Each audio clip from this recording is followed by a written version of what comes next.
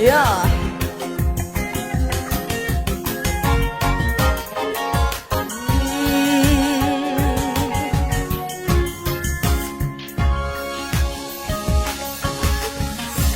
Đâu bao bố xa lấy từng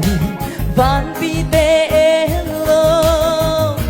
ở bên ngay lâu ina happy na lắm ta đâu bao bố xa huy kỳ trái đâm lãng hiao hiao kiến sông phân đình tâu ba hồi na lệ thiên na số bóng hay na bêu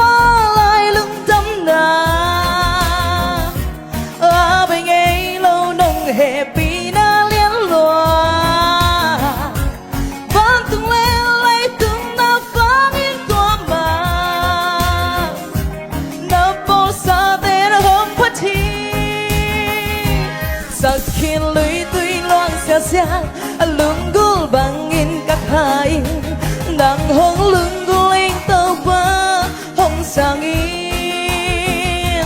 đã đây na bang ngon sẽ có cây tung man nang bèo sẽ qua bắt xiang tu đâu na min thấy vang lâu sẽ đi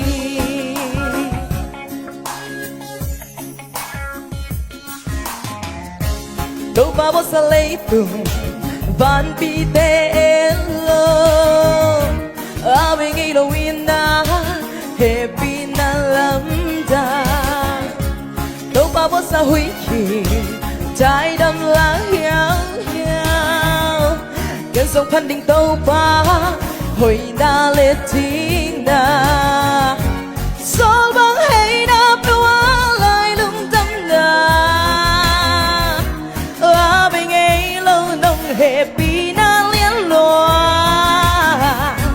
vẫn từng lên lấy tung na phán ít tua mà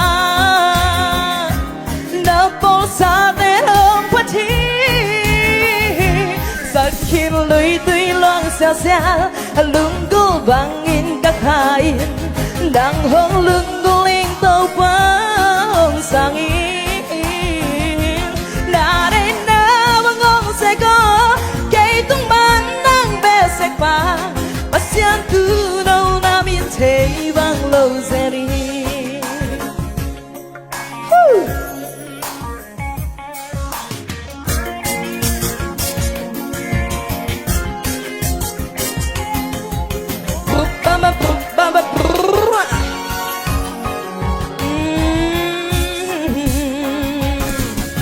số băng hay na bêu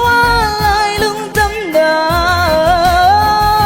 ở bên ngay lâu nông happy na liên loa vẫn từng lên lấy tung na phán ít tua mà na bố xa tên hôm phát thi sa khiến lưới tuy loang xao xao lưng gul vang in các hai đang hong lưng guling tàu ba hong sang yên đã đây na bang ngon sẽ có cây tung ban đang bé sẽ qua bắt xiang tu đâu na biết thấy vang lâu sẽ đi